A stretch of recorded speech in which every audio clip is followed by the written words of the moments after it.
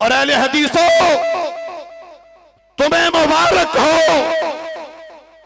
کہ اللہ کے فضل و احسان سے، مالک کی کرم نوازی سے آج یہ اعلان کر رہا ہوں کہ تم پوری دنیا میں لاوارث نہیں ہو، اب تمہارے وارث موجود ہیں، اب تمہارے حقوق کی جنگ لڑنے والے علامہ احسان الہی ظہیر کی شکل و صورت میں ہشام الہی ظہیر موجود ہے۔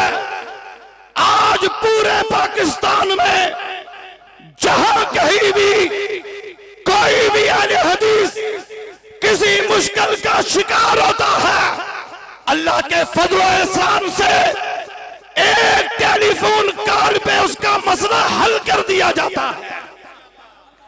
اور آج اسٹیج سے یہ اعلان کیا جا رہا ہے کہ پورے پاکستان میں کہیں بھی اہل حدیث کا کوئی مسئلہ ہو، مسجد بنانے میں رکاوٹ ہو، مدرسہ چلانے میں کوئی مشکل ہو، ہم سے وہ رابطہ کرے، انشاءاللہ کندھے سے کندھا ملا کر اپنی تمام تر توانائیاں صرف کر کے مسلک اہل حدیث کی بالادستی کے لیے ہم آپ کو میدان عمل میں نظر آئیں گے انشاءاللہ۔ للکار ہے۔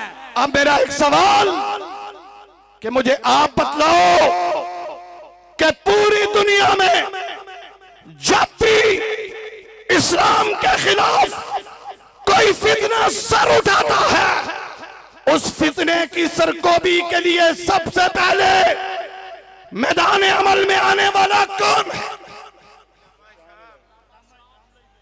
علامہ شام۔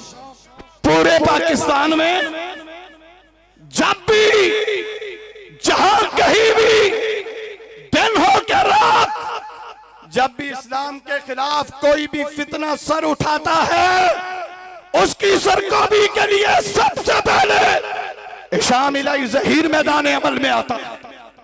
آپ کو میدان عمل میں کھڑا ہوا نظر آتا ہے کہ نہیں آتا؟ ہاتھ اٹھا کے جواب دیجئے۔